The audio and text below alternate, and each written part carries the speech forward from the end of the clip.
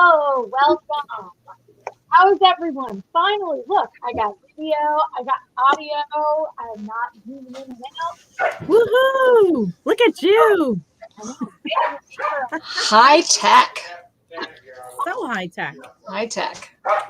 you this evening. I'm back to hot seat. But Dara, your volume is really low. I was going to say you're cutting in and out sound wise, but your picture looks great.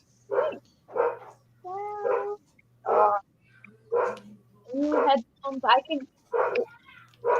Do you have a microphone near your mouth? I can't. Whose dog is barking in the background? Hello.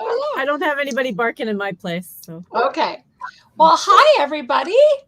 Hi, Hello. Chrissy. Hi, Mindy. How are you guys doing? good. Good. Welcome to the Groomer's Cut, everybody. And the Pet Pro educators, and Dara Forleo, and Chrissy Newmara Smith, and Mindy Dinwiddie, and myself, Jennifer Bishop Jenkins. We are here with you tonight. We're talking tonight about the faces and the cute faces and the importance of the face in grooming. Okay, so I vamped for you there, Dara. How's your sound now? How's it doing? Much better. Much Too better. loud. Okay. Yeah, there Too you loud? go. Yeah, just a teeny bit. I got to learn these things here. That sounds so much better, right? Oh, good. Nice. Oh, now you turned it off. Oh, There you go. Okay. Now you're back. better. Unless you're messing with us and just moving your lips. No, now I you're good. know. I'm trying all this. You know, when you start getting all techie and high tech and trying to learn this brand new microphone. Oh, nice. Ooh, so nice. So, yeah. But if it's not going to give me volume like I want, Yeah, No, it sounds you're actually good. very loud now, so that's great. too loud. Great. No, it sounds good now. No, you're good. You're good. Okay. Yeah. Okay. All right. You're good. How's mine? Very Good good. now. Well, I am glad you Very guys are good. here this evening. Yeah. We are continuing on, and this is the first month we've ever really talked about cuts and styles. And last week, wonderfully, you two held down the fort and did a fantastic hand stripping show. I know it was those two. wonderful. So tonight we get to talk about fabulous faces. Faces. You know, Yeah. it really is. I think I kind of wrote it up this afternoon and said, faces, when the dogs go back to their owner, that's the first thing they see. Absolutely. And that makes or breaks the entire groom. The minute they see that face, they either love it or hate it. And Exactly. you can kind of relate because, you know, when you're sitting in the chair and you're having your hair done and all of a sudden a big chunk goes and you're like, oh, and your heart stops, right? It's like, oh no, what'd they do? So that's that face. It's all about that It face. is. So And I try to stress that with my bathers, because if they don't really spend as much time on the face cleaning it as they do almost everything else, you know, we really don't have a happy client in the end.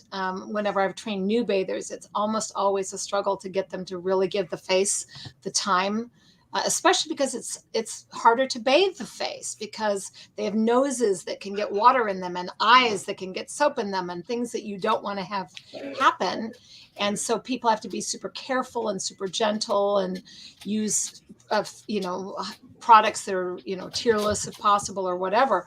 There's all sorts of special things you have to do with the face in terms of handling. Plus, it can be a dirtier place around the mouth, and there's food, and there's eye boogies, and there's, slobbery gunk. And if they have And sometimes hair, there are sore teeth. Sometimes there are sores Yeah. underneath the gunk in the eyes. And I noticed that the gunk in the eyes is the one that people struggle with getting out because or they either get them too clean and they create, almost rawness Yeah. underneath it, or they don't get them clean. So, if they don't get it just right, it's usually one side of the spectrum or the other. And I have to agree with you, Dara, that it's the part that the owner really pays attention to, especially in your haircut dogs. Let's assume, for the sake of the discussion tonight, that we're not really talking tonight at all about fur type dogs. Right. We're talking about haircut dogs, where the hair has to be trimmed around the face in whatever way possible, whether it be a poodle with a shaved face or, you know, whatever. We do have to deal with in haircut dogs that have hair, not fur, on their faces. It grows and grows and grows until it has to be cut. That is the biggest part of the groom. And if you get that wrong, nothing else you do matters. And if you get it right, everything else is forgiven, because it is just like, even if you have a horrible, horrible shave down, that's just, there's literally, you know, the dog is, you know, a doodle that's gone through full puberty without ever so much as getting, you know, groomed one time, and it's rock solid, and you have to take it down with a 5-blade all over, which is not great, but you know, if you have to, and you just keep them out of the sun. But the main thing is, if you can just save the face, if you can save some on the tail and some on the face, you can really still make them very happy. Well, and on any of these dogs too, if we're thinking about an owner's first impression, also think about that sweet smell when they come up and kiss them. The clean face, it just getting that face clean and brushing it through if that's what it needs, combing it through if that's what it needs. Crystal says that she uses sterile eye wash to soften eye boogies, you know, and it's a good idea. Yeah. I know in the past I've used like a really soft toothbrush on a couple of different dogs, like that really soft toothbrush that you can kind of just get a little bit, like scrub a little. I mean, usually I just pre-soak it. My standard bathing instruction is to pre-soak. If there's eye boogies that are, especially if it's crusty, is to just take some warm water and just let it get wet and let it soften while you go do other things. Yeah. And then come back to it, and then it should be able to come off fairly easily and with just like a tip of your finger. But if it doesn't at that point, then maybe you're looking at clipping it or trimming it or something like that. One thing I have found is that works is the Hydra facial wash. I do not like it for washing faces. I'll give you that. But on eye boogies, it is fantastic stuff. All right. There's something for everything. Yeah. You are the product queen, so we should know that from you. I don't like it for washing faces. I don't feel that it gets them clean. But though it breaks up the eye boogies, there's something in it that just really breaks them up. And that's the Hydra face wash. Yeah. So one of the things I wanted to type that. I got excited about this topic, Dara, because one of the things that I do, you guys know that I have kind of these sciencey based PowerPoint presentations that I do in seminars around the country. And one of the things that I have done is try to cite published studies and research being done at universities and in scientific institutes around the world about dogs and things that have advanced. I mean, my God, the science has advanced so much about what we know about dogs in the last 20 years or so. And so just extraordinary. Thanks, and honey. Thanks, yeah. My husband had some dinner. It's wonderful. But the weirdest thing happened to me today. I came home with a cold hands because it's snowing in Chicago. Darn it, here too. And I'm 65 this year, and I have got this weird. I almost felt like I had frostbite in my fingertips, but one of my fingers went completely numb because it got cold and it got discolored and numb, and it was weird. So I called my doctor and he told me what it was. And he said, just go warm your hands up. But which is, anyway, that's what the soup is for. But in any case, no, I got excited about the topic of faces because there's actually been some very interesting science about our human attraction to the dog face. And it was done by a Dr. Julia Kaminsky. And she's in the United Kingdom at the University of Portsmouth, which is in the United Kingdom. It's in England, I think. And they have done this amazing research at their Canine Cognition Institute about why the human mind and, why we have this, we see a cute little dog face and we go, oh, it's so cute. And we have this like moving emotional reaction. And so there is some science about this. So what they call it pedomorphism, P-E-D-O, pedomorphism, as in as in pediatric, as in childlike, and morphism as in, in our brains that we think of it like a child. So basically there is a place in our brains called the nucleus accumbens. And it's a part of our brain that gives us a reward when we, and especially, for those of us that have had children, you get, there's this tremendous bonding feeling that happens when you're a mother and you connect with your newborn infant for the first time. And there's actually a dopamine hit that your brain delivers when you look at the face of your infant child. And so this is all done by Mother Nature to give human beings the desire to care for their young, because they are actually physically drawn in their minds to caring for that if it looks like a human baby. So remember what human babies look like.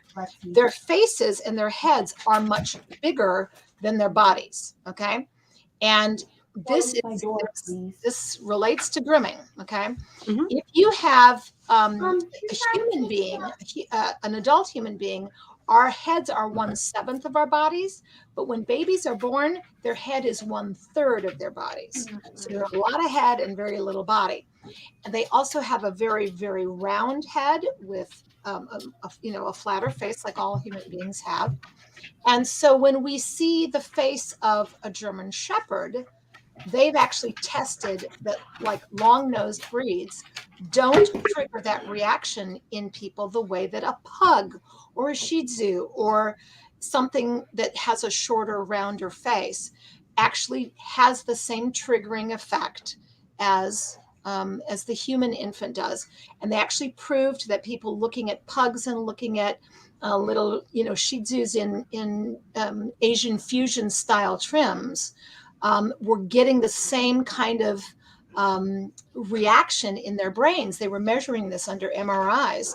They found that people were actually getting that same dopamine hit, that same reward, thinking that it's like a human infant. And this is my theory about why Asian fusion is so popular. Because when did we talk about this, Jennifer? Yeah. Did we? We may have mentioned this before because this is in my PowerPoint.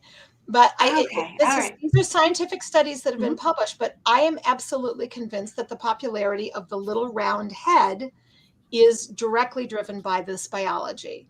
And that's what drove the breeding of those breeds. The squishing up of the faces. Noses and stuff. Yep, they were selected for that. Oh, maybe we've talked about this, Chris. I'm getting everything all confused. Okay, I'm going to stay out. No, that's right. Yeah, it's ringing a bell. But yeah, the squished in faces and the round heads, and so and the big eyes opening up. Big eyes. Yeah. Yep.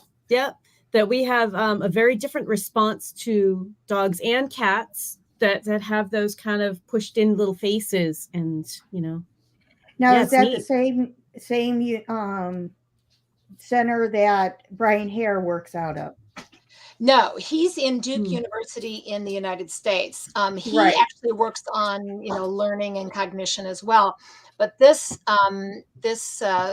research about pedomorphism and the tendency we have. Okay, let me give you another example of how it works. Disney cartoons, okay, Bambi, that dates me, of course, right? I mean, any of the, even the, remember the scene in Shrek when the cat, Puss in Boots character, wants to go on the journey with the donkey and with Shrek, and they're like, no, you can't go. And he comes up and he does these big eyes. And when Shrek sees these big moon eyes of the cat, then they all go, oh, okay, anything you say. So there, you'll see. I'm gonna have to watch that. I haven't seen that one. You'll see. It's a cute one. the big eyes, you ever seen all of the cartoon drawings, and there's whole art forms of even human girls with big eyes. The big eyes and the rounder head is part of our genetic biological programming to protect our own young. You look at guppies, and guppies eat their young. So it's good thing in nature that we humans want to protect our young, and that's what drives this. So I think that the little round head style that is so popular in grooming is a lot driven by that biology. So, well, and that biology is also what drives some of the anime. For the same reason, Japanese anime, that style. Yep. Yeah. Big eyes. Style, Too. Yep. Very large stylized eyes, rounded faces, not very angular. Wouldn't that be nice? But yeah, and get Amber, angular. I want to. I was just about to jump in there and say that here. Yeah, I'm going to throw it out here. Go ahead. What Amber said about the attraction of science, attraction and symmetry. They did human studies into what defines beauty. Like they took winners of beauty queen contests, and they found that their faces are more symmetrical. Left side to right side. I actually, when I teach my Asian fusion classes, I talk about that. I talk about, how the human brain is attracted to, symmetry. And that's why it's so important to get everything, balanced. In proportion. Balanced. We're drawn to proportion too. Right. Yes. Mindy, when you teach Asian fusion, do you teach that the round of the muzzle should be balanced equal to the round of the top of the head? I mean, how do you talk about that? Actually, the way I talk about it is the muzzle should come out just a little bit further than the top of the head, because the muzzle is where you want the focus to be. So you make that just slightly larger than the top of the head, because that's where you want your focus to be. Almost to the tip of the nose. Exactly. Because when you're doing it, the nose, typically we want the eyes to be the center of the head. But in Asian fusion, we're making the nose the center of the head. Oh, and that's again based on the human biology. If you actually look at the human face, our eyes are exactly in the center of our faces. A lot of people don't really think about it. We think this, that this is sort of the whole face here, but actually with our foreheads, our eyes are actually in the middle of our head. So that's another thing that is creating, when you do it, for example, even a doodle that has a rounded top knot and a beard, that you're trying to still put the eyes right in the center. That would be normal. But you're saying with Asian fusion, you want them. Because with Asian fusion, I teach basically that there's 3 circles. Okay. Sort of like we do on our Shih Tzus. The first circle is around the muzzle. The second circle is the eyes. And then the third circle is around the top of the head. Excellent. And so they should all be like proportionally, yeah. Right. Yeah. Correct. Interesting. So, and yes, Amber, your point was correct about that, we actually have proven again in human brain studies and behavioral studies that we are attracted to symmetrical faces with large eyes, and a rounded shape. And one of the problems for the dog world has been this whole tendency towards breeding more and more brachycephalic, more flatter skulls. I mean, the pug breed, the bulldog breed, these dogs are in real biological trouble. I say this as a person who's, shown dogs for years, and I love these breeds, but they've actually flattened them so much that there's serious breathing problems now. And there's a whole organization called Vets Against Brachycephaliasm or something. It's a global veterinary organization trying to get people that are breeding rabbits and cats and dogs. Yeah, there's a lot of cats. Not to be so squash faced because the dogs, they can't breathe. Yeah. Well, and from what I understand, there are a number of different groups that are adding longer noses into their lines, trying to adjust a little bit more, looking at pictures from like the 30s before some of these breeds became so extreme. Yeah. There are a couple of people that are trying to save the bulldog, but it's not accepted mainstream in the show breeding ring at this point. So yeah, but in terms of grooming, I think that all of those principles should inform the style choice that you make. Obviously, owner preference, but the dog's natural shape as well. And what do you do to a face when the muzzle is longer and straighter? Let's just take your average, Labradoodle, which has more of a full muzzle, and you're trying to, how do you artistically manipulate that? So I gotta say, if they have a longer muzzle, I think it kind of turns into where can we grow hair to kind of round out, just to add a little bit of roundness. I think that some of our owners really like kind of a beard look, but I think that it comes off looking like a terrier. So if they want a terrier look, great. But if they want like more of a teddy bear kind of a look, but I kind of like to just grow out enough hair to be able to kind of offset the length of that nose, if that makes sense.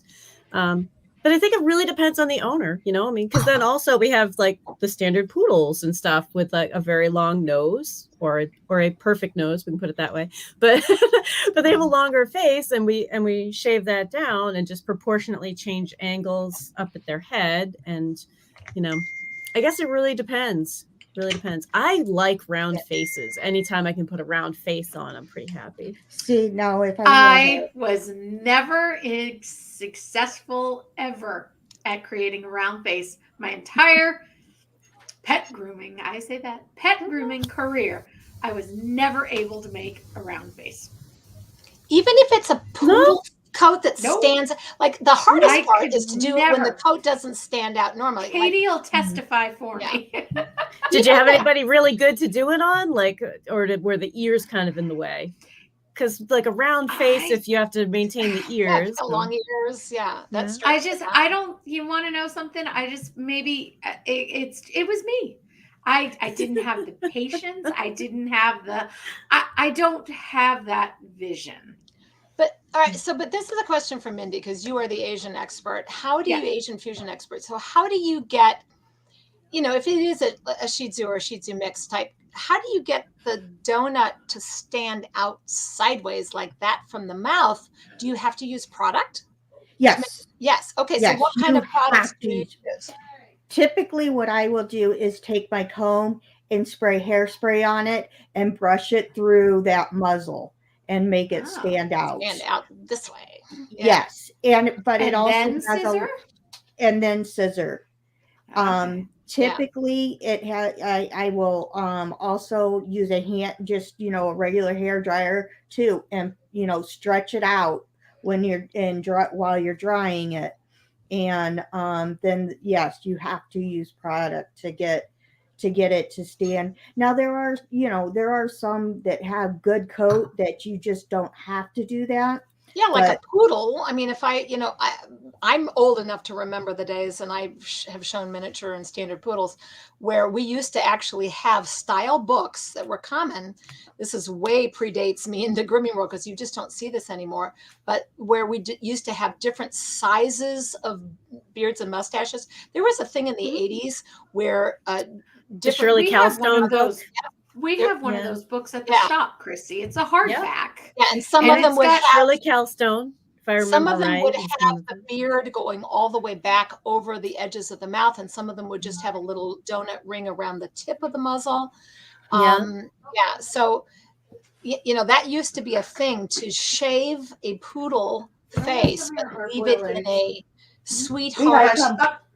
You have pictures? The little goatee. There we go. Mustaches. They're super cute. Is this a standard poodle? This is a standard poodle. Okay, and he's brushed. Oh, he's so cute. Yeah. And he's got a nice little round, full. Yeah. And that stays how long? I did him probably about 8 weeks ago. Wow, Wow. it looks Okay. great. Okay, now hold him He's up again, cute. and I want to point something out. Notice know. if you can get him to He's look. like, Look at the flop. camera, Doug. And you understand Stare at the inanimate object like the humans do. what I'm noticing is the balance between the mustache and beard and the top knot. They look the same. Beautiful work. And then the other thing is that I tasseled his ears to Tasseled. Okay. yes, to make the head stand out more. Mm. Oh, I can't see the tassel here, Okay. but Well, I that's can see. pretty cool. I thought at first it was a German, but then you said Yeah. tassel, so Oh, now I okay. see it. Okay. yeah, I because can that see it kind now. of makes the poofs on the head and the cheeks stand out more. That the ears are Yeah. Yes. interesting. I think tasseled ears are so cute. Oh yeah. Yeah. I really I- like the Bedlington Very trim. I just don't have anybody who wants it. Mhm. So think it's a I cute was trim. going to ask because earlier when I posted this up earlier this morning, I had said, and the viewers that are watching, and we have quite a few tonight, different groups. So, Wonderful. what's your favorite face? Throw that out into the chat for us. Ooh. And have you changed your style of faces to meet your customer demands? Or have you created something that has made you popular in your community face-wise? So those are some of the, you want to, Chrissy, I'm going to start and I'm going to ask each of you and I'm not answering. Okay, I'm Chrissy, ready. what's your favorite face? I don't know if I have a favorite face. I gotta Come say, on. I really, really, really like the little Welsh Terrier faces. Those cute little terrier faces. They don't have a whole lot of eyebrow, you know, and they get the little beard. I think they're so cute. It's And a you tough could put one, a though. terrier. You could put a terrier face on a lot of breeds. On a lot of breeds, yeah. And I don't know. I like round faces. When we have the little mixed breeds and stuff, that's generally what I'm trying to do. Is like, you know, just do something kind of cute and round. All right. So that's what you normally do. I can tell you the one I dislike most. Yeah, which is when we used to do the visor. Oh yes. I'm not charging you for these. I always hated the visor. The visor. You know, that very like I'm a Shih Tzu and I have a very stiff visor going on. I always hated that look. All right, Mindy. Sarah George, I'm coming Fusion. back to you in a second. Yes, we will definitely. I'm watching the chat. Yeah. Yes, I like the Asian fusion, of course, and I actually have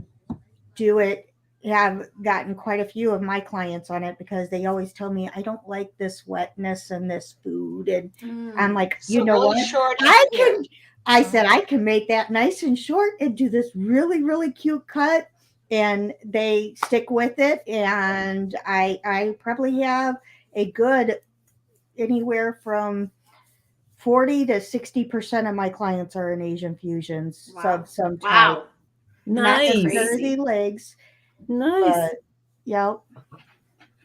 Well, and you know, I would definitely say that probably in terms of the doodles in my shop that we are at 90% probably get this under the chin very short and we leave more length around, you know, because most of them the hair hangs straight, and then we just kind of, you know, but very short underneath. We do a little bit of a lip line, what we call it, a lip line, where I'll take a little 10 blade on a sandy clipper and just very carefully kind of trim this lip right under the nostrils.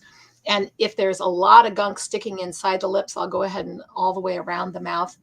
But so you get that area where the flues are and clean that out well. Is that yes, what you're? Yes, absolutely. And if there is a very hairy bearded dog where some of the hairs are growing into the mouth, Yeah. I just peel back the lip and I take my little sandy clipper. I don't actually touch the lip with it, except just right, you know, as I'm kind of flipping it out. And so it's just, you just lift the lip and lightly flip I out. love the visual. Yeah.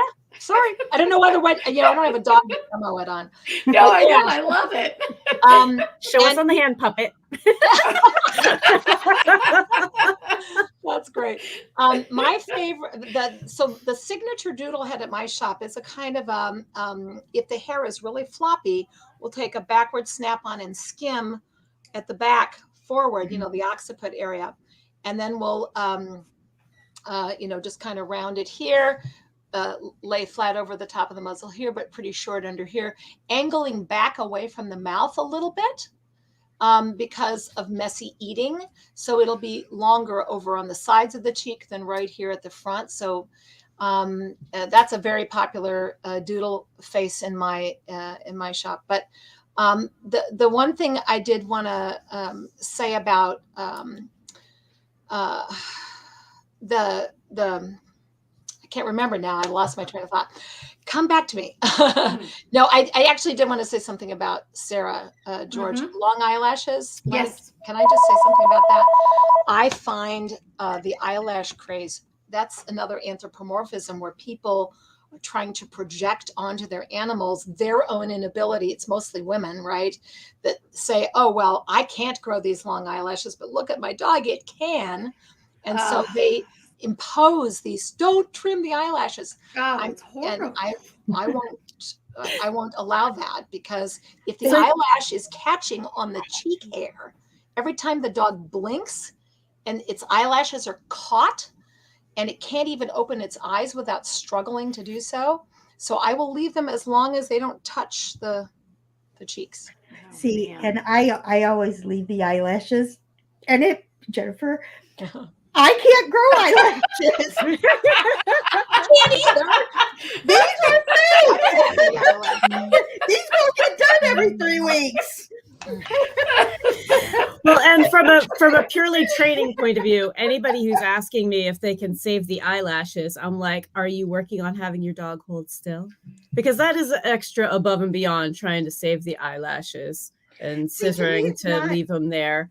They really, it's not difficult, but if they've got a dog that's flipping around like a trout on a line, those are always the people who want those precious lashes. Those I don't. Let's calm down a minute and think leave about them a little this. long, but I have some people that literally had as long as my index finger eyelashes. Okay, I won't do that. I think that's cruel.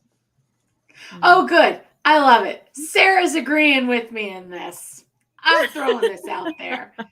There we go. I'm not the only one who can't do round. George, I am sure you have created many beautiful faces. Okay, so if you're having trouble with round faces, do we have any tips for people? Because I got to say, if you're having trouble with round faces, I think chunkers are your friend. Yes, and actually, I remember the point that I wanted to make, which is exactly related to your question, Chrissy, which is how do you make something that's floppy and flat and more square look round? So this is a trick from the human beauty world. It's the 2 fingers on top. Have you guys ever done that? If you've got a floppy up here, but you want to round it and layer it, you draw a comb line at each ear, right? So from the top of the ears. Hold the hair straight up on top of the head, hold it with 2 fingers, and then thinning shear there, and then let it fall, and that kind of naturally rounds it and gives it some height. And that's a human hair cutting trick, the 2-finger thing. Yeah. I'm going to jump over. Jennifer, did you get the one from Sarah here? About eyelashes causing drama? Oh, if head emotional owner's wrath. If head needs mostly shaving, eyelashes save the emotional owner's wrath. My rule is that if the eyelash touches when the dog blinks, if it touches the cheek hair and gets caught in it, that's it. It's gone. I will save only as long an eyelash as that they can open and close their eyes without restriction, because I think it's a cruelty issue. Yeah. So I have a question for you guys. There was another one for you specifically, Jennifer, a little up from Sarah. Fascinating small study.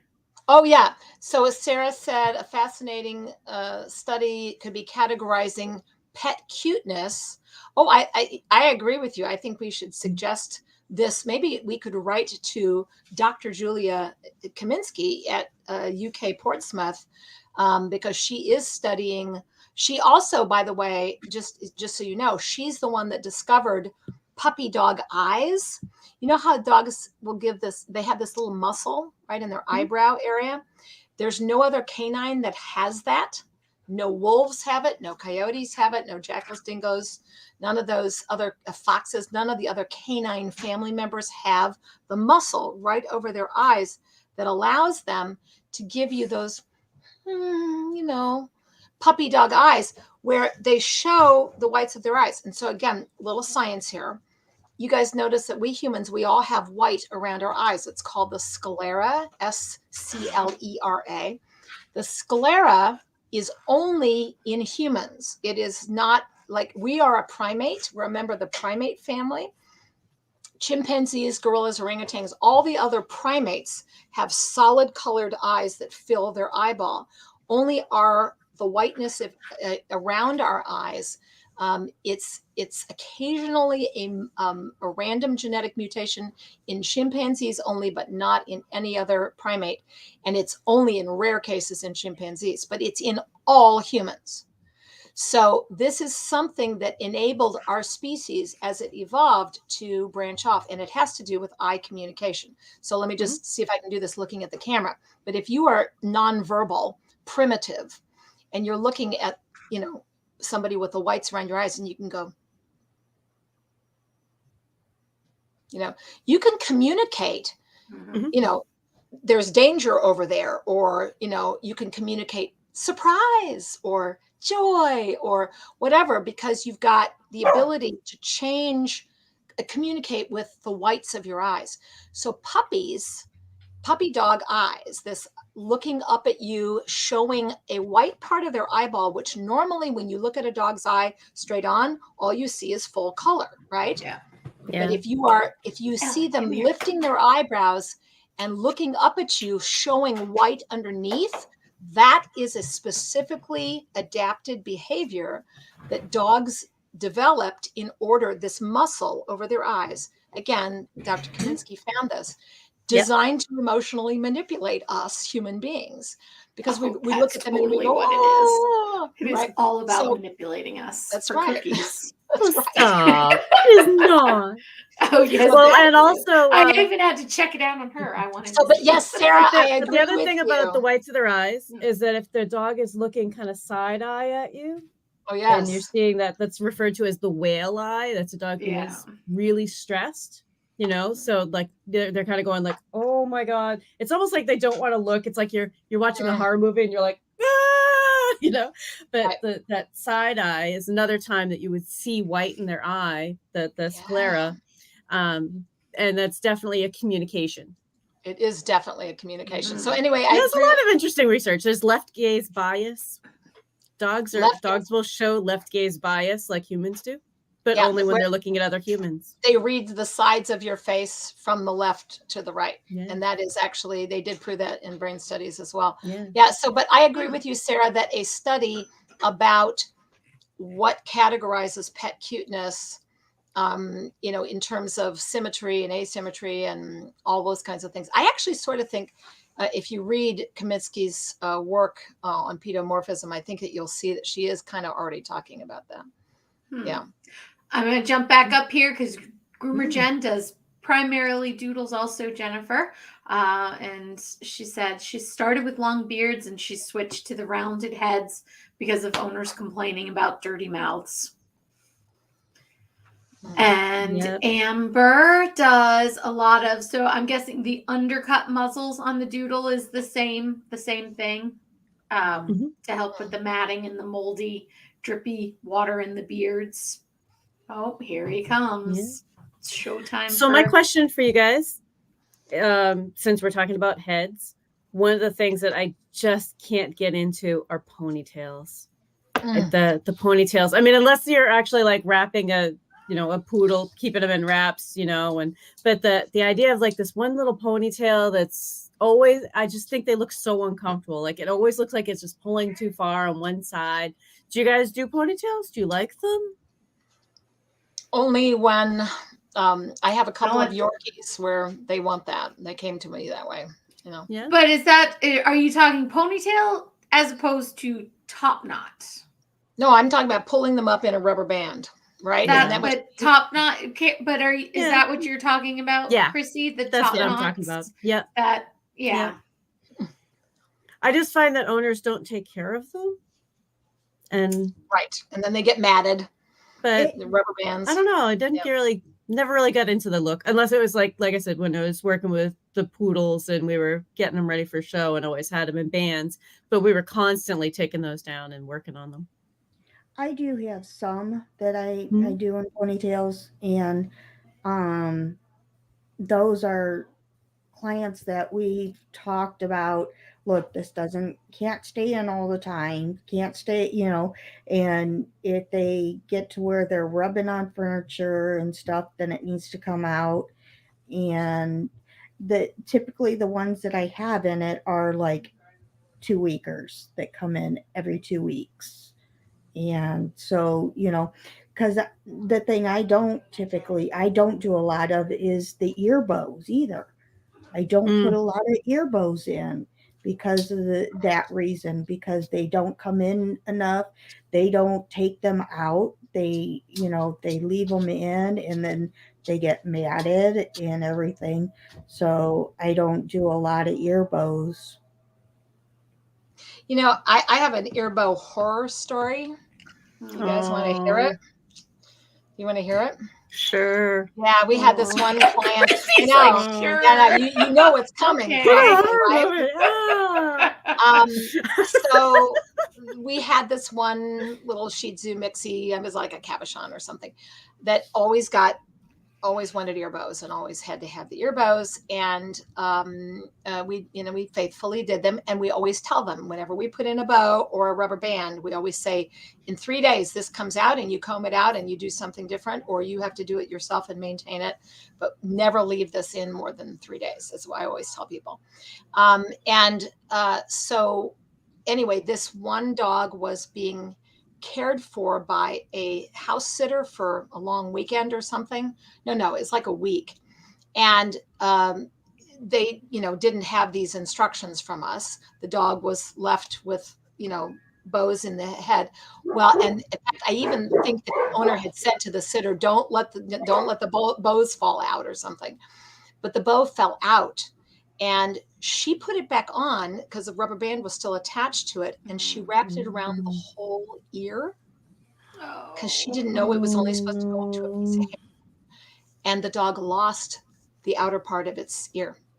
It squeezed it and cut off the blood circulation. It got all hematomas and blood clots and all sorts of stuff. And the dog had to have emergency surgery and remove much of the ear. So rubber bands can be scary things. Yeah. Very scary. On ears, as much as I like the German look in a poodle, I do not like, and I don't know, it seems to be a phase that I think we're getting out of it. But when I first started up and around Portsmouth, just short, the Shih Tzus and Lhasas, they make their ears look like triangles. Whatever they did, the length of the top of the head was the length of the ears, but then they cut them to look like these triangles. The Bob look. I don't like that look. One of the things also, as somebody who's been, I'm going to totally date myself again, but I first started grooming dogs in 1980, and so I have seen styles change. And for example, Bichon heads have changed dramatically. Yeah. Because it used to be that gumdrop shape. Yeah, like, a bell or a gumdrop shape where it was flatter across under here and, domed over the top, and the ears were longer. And now the head is perfectly round, and the ears are a little teeny tiny, blended. They almost disappear into the cheeks. So, I mean, that has changed dramatically. The Bichon style has morphed. I'm sure other breeds. Is that in the show ring? Yeah. That you're seeing? Okay. Yeah. Yeah. Dramatic change in the style. Well, almost like the Westies have almost gone the opposite. Like went from kind of an angular face to in the show ring being kind of a like this big poofy perfectly roundness. round. Yeah. And there's been But other trends styles come and go. Yeah, and, sometimes it's nice to have pictures and kind of like bring a trend back. in golden retrievers back in the day, their little feet, and this is not a face discussion, but just about styles changing. Golden retriever feet, you used to not want to see the lines between the toes. Okay. And now they do. They thin them out and define the toes. So, I mean, styles change in the show ring for sure. And I think it affects, I think the styles, I mean, it and how much coat is allowed. I mean, they're much bigger. There'll be a trend toward longer hair or shorter hair. Nowadays, we've got this new trend in poodle heads called the Mod Con, or the HCC, the Historically Correct Continental, which is a modified continental, where instead of a full rubber band here, rubber bands multiple, and the big high flat sprayed, right, going all the way down the middle of the back. Now they're doing more like a regular top knot, just scissored, and then swooping down the neck like a lamb cut almost. Down the neck and no rosettes. Goes with right, and no rubber bands, no wiggies, no rosettes. And what about the rosettes? They don't have rosettes either. Yeah, yes, it's just a jacketed cut. Right. I like it. I think it's pretty. Yeah. So if we're talking about heads, I have to throw this out from my friend who had a papillon that someone decided to trim the ears on. How'd that go over? Oh no. Oh, this is a friend from Flyball. And she's like, and we went to pick her up, and someone's like, I just didn't know what to do with those ears. And it like trimmed them down. She was 10 at that point. They're like, she's never gonna have her ears again. Like there's with them. Oh, that makes me so mad. Oh, she was crying, and this makes me want to have groomer licensing. I want groomer licensing. I don't want people to be able to cut hair on a dog if they don't know what a papillon is supposed to look like. But it just brings in that point that what we may think is cute, like, and maybe an owner doesn't want papillon ears, but we really have to kind of decide what an owner thinks is cute. And when in doubt, leave more there. You can always take more off. It's a good rule. That's what I say. And I, from when I check in dogs, it's always, I'd rather it be too long. And you tell me that it's too long because I can take it off, but I can't put it back on. Yep. Absolutely. Yep. If you want us to tweak a little bit more off the chin or trim more off the tail or something, we can trim more off. I can't put it back on. I know this show is mostly for groomers, but if there are any people watching this show who are pet owners who are, shopping around for groomers or whatever, please educate yourself about, communicating with the fact that most groomers have little to no training. There's a lot of us that do, but it's not required. It's not required for anybody to groom anywhere in the country except El Paso, Texas, which did pass a kind of a groomer licensing. I was going to say kind El Paso. Yes, it is coming. Yeah. But competency about your knowing what you're doing is not required in most pet groomers, and that's a sad. That's same for the training world too. And the training world is gone in parallel to what the grooming industry does too, which is that there are voluntary certifications that we're all trying to do and continuing it. And it's a mark of a professional if they are actually doing some sort of certifications, that they've taken some of these, that they're part of industry, organizations, and just buyer beware. Same thing for us. All of these wonderful certifications that are available now, but it's all voluntary, right? So Groomer Jen said that she likes to pull back the hair off of faces if there are dogs that are, if they're aggressive and having a sharp tool near the mouth, So yeah, I think that's a very. She also lists the neurological tremors. Yeah, some of those dogs, it's can be a little tricky to get them even, or to get anything close to that face. Yeah, absolutely. So I do think that though the major takeaway here is that heads are probably the most important part of any haircut. And I do teach my trainee groomers that they should actually spend as much time on the head as they do on everything else. Now, when I went through training, they taught, I was told that if, concentrate on the rear and the face, because that's what they see the dog coming and going. And going. Yeah. Yeah. Head and tail. I was originally taught the things that people are going to look at are the face, the bum, and the feet. Yeah. they will ignore everything else. Everything. I think that's unless you're giving them a completely stripped down naked dog that they're not expecting. But otherwise, yeah, I mean, that's really when you think, again, the dog comes running out, looks them in the face, but then heads to the door and they see that back end. And those Yeah. are the Everything feet. else is kind of in between. And that's the part that they may have to clean up after too if we don't get that right. I agree. Yeah. Head, tail area, feet, that's it. Yeah, those are the most important. As a house call groomer, sometimes as soon as those areas are done, the owners are like, "Oh, he's almost finished." I'm like, "I haven't even trimmed his body. Like, could I really have gotten away with that?" Like, don't tell him he's done. He's not close to done. But those are their top concerns. So yeah, no, absolutely. Mindy, when you do Asian fusion, is there another style of face that, I mean, because I've seen some, and I've never had anybody request it. I do have a couple of Asian fusion clients, but like these whimsical faces where they go lopsided, like, or they have bangs that go to one side, or Yes, I have that. that's such a cute look. I like the asymmetrical the look. whimsical. Yeah. Yeah. I like where I taught a class at one of the shows, I'm not sure which, that I was given a Bichon. And I did stand there. Yep. And I took the ear right at the leather on one side, and then the other side came all the way underneath, just underneath the chin. And had that swoop. A swoop look. Yeah. And I Beverly Crusher look. Yeah.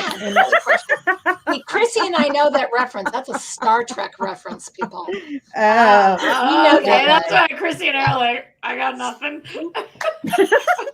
But, yeah, and then I've done the the emo look with the hidden eye. Across the eye, yeah. Yeah, I've done that in a I've seen that in a Yorkie. It is cute. Yeah. But you still have to use product, right? To make it you do.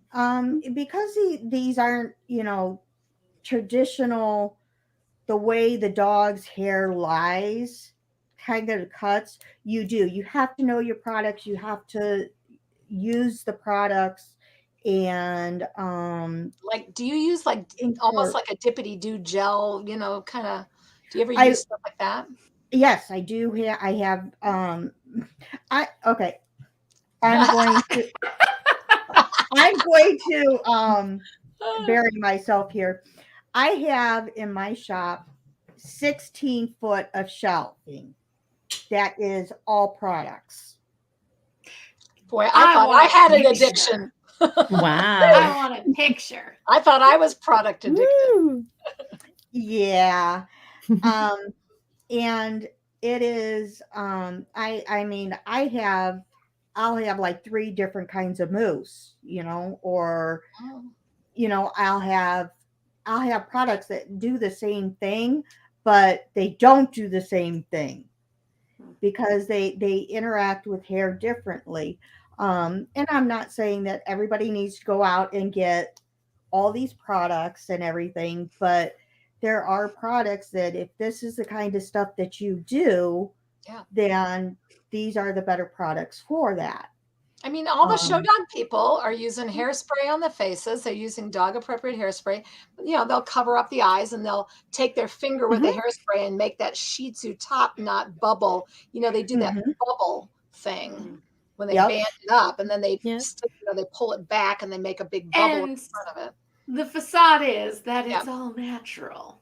Yeah, That's how it's supposed to be.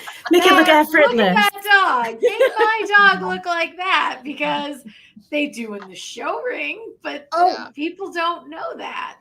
I've had people come in and say, I want the continental cut. Well, they're not calling it continental, but they're saying they I want that the show dog continental. cut.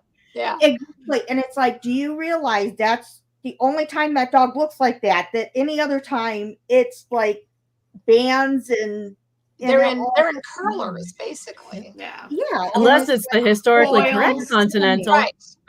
Yeah. And they just don't HCC. understand that. I listen. But even Maltese and Yorkies and stuff that you see on television in the show ring, their hair with that long, straight swooping, and it flows as they run down the ring. The minute they get out of the ring, they go back up in their little curly, they wrap them and band them in. They go from the show ring to the back to wash out all of that product. Yes.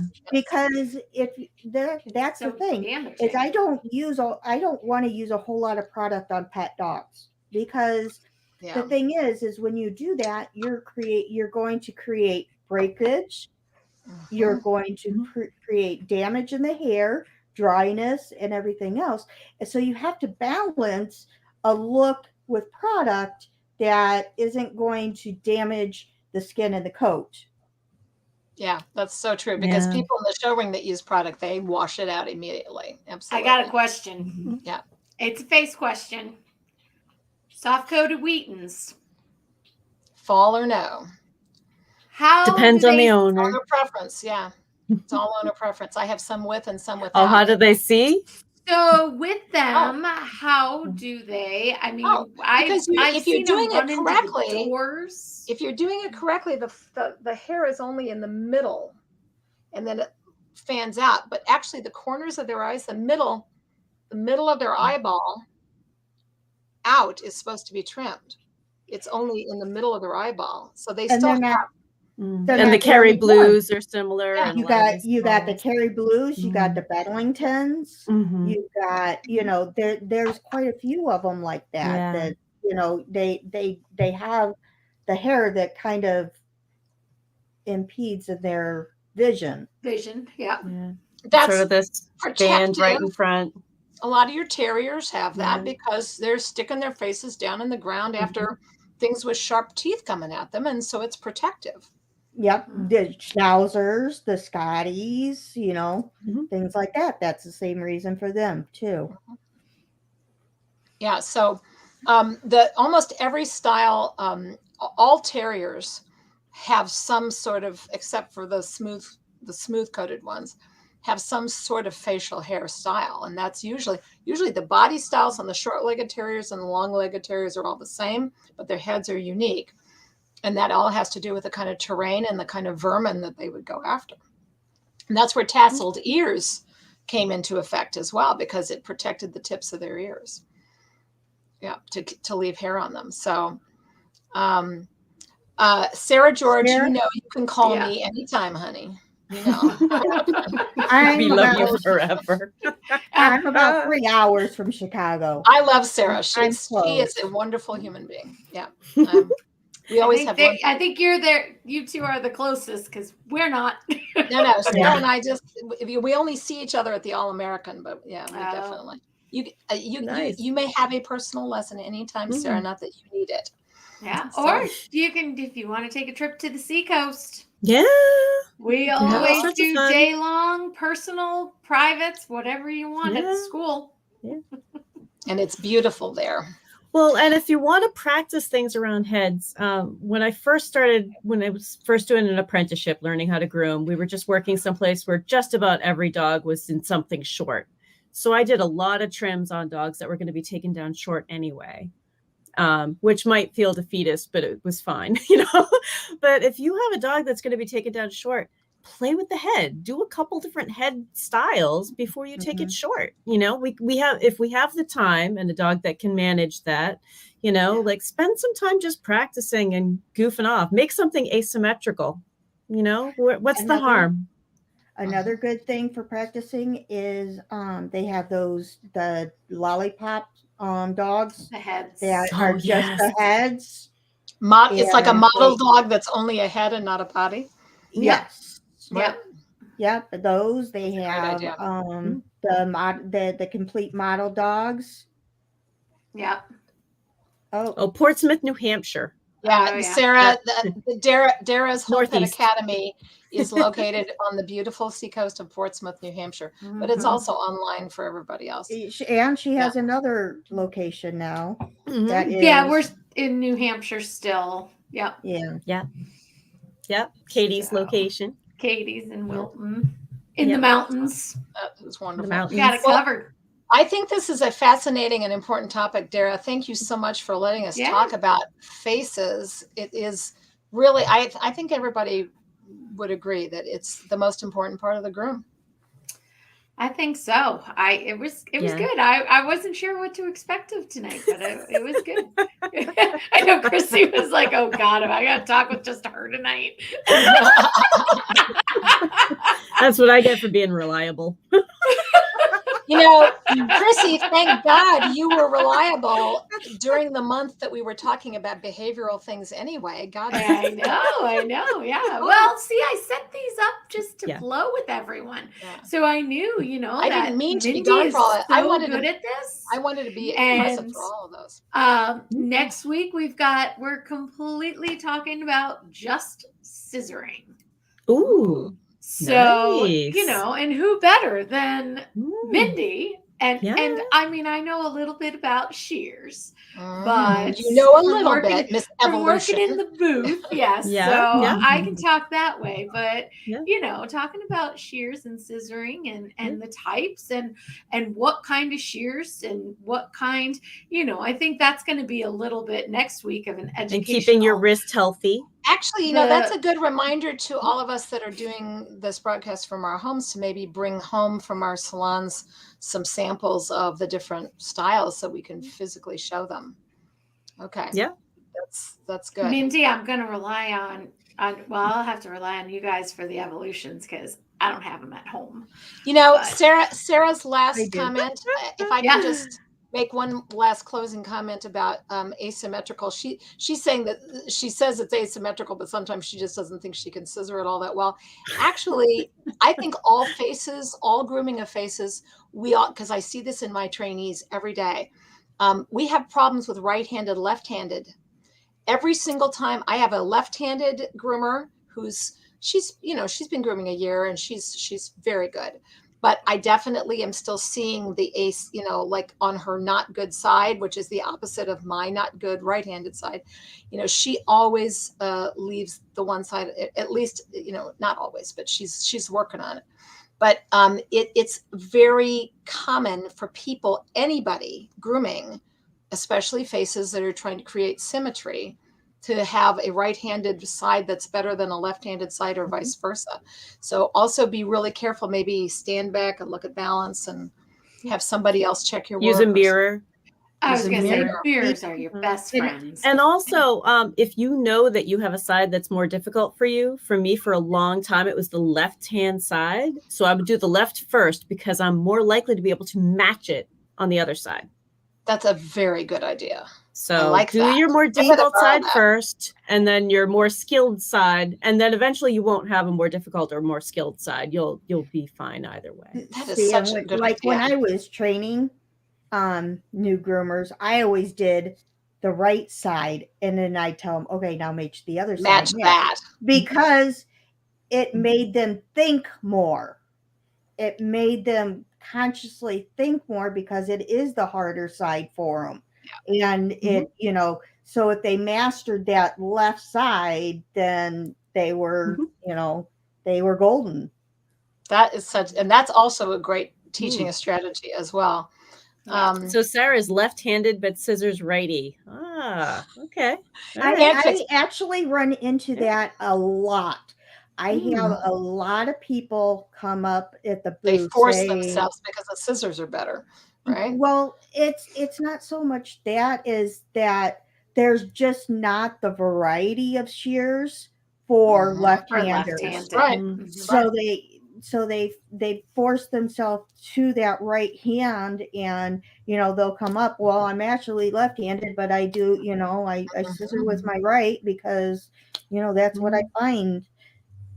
I've been learning how to scissor lefty so that when I'm teaching a left-handed student, I can get in there and show them. I'm kind of intermediate on my left-handed scissoring. How do you do that? I cannot. I'm ambidextrous, so I've been trying to teach myself how to. It's that has been, I would say, for that's why I have so many mirrors, because typically a left-handed student, if you're showing them something on the right, but they're watching you do it in the mirror, then they can mimic it. Oh, that's interesting. Using a mirror. So because they're watching it left-handed by seeing it in the mirror, so then they can copy it. Yeah, I have to. I realize that the one or two times that I've actually taught somebody this left-handed, I've actually had to stand back and say, you do it, and then let me, just critique your style, because I don't want to try to demonstrate with them, because I know I'll mess it up. Sarah, you are so correct on this. She said my error in scissoring is scissoring up one side and down the other. Classic newbie error after too many years. And that is exactly what I talk about in my Asian Fusion. It's because people want to scissor up on the right side, and then they want to scissor down on the left. And you cannot do that. You will never get a good Asian Fusion face doing that. You have to go up on one side and then go up on the other side too. Excellent point. Excellent. We'll show that scissor stuff next week. Yeah. Wow, that's scissor stuff next week. So scissor stuff next scissoring. Week. Tune in. Tell your friends. Mindy, are you going to be here? Yeah, and bring lunch. I will. And bring lunch. And tell. Yeah, the one thing we can say too, though, is evolutions. The nice thing about those is their straights in their straights, their thinners, and the chunkers can be used left-handed. Because the rotating thumb can flip. Because it's in your thumb is in the most neutral position that a scissor can do. Yes, they can be used by left-handed people. Now, the thing is that on your thinners and chunkers, they will be in what is a European style, so the teeth are actually down towards the dog. So for a lefty, it is going to be. Stay tuned for more details next week. I know. We will talk to you about that. Tell your next week. Tell everyone you know. Yes. All right, ladies. Well, thank you so much for joining us. Thank you, everyone. We've had a great chat tonight, and thank you, everybody, a full for house. chatting. So I know it's been good, and we will see you next Monday, same time, same place, whichever place you're watching us on, and we'll be talking scissoring. So have a great week, and thank you for joining us.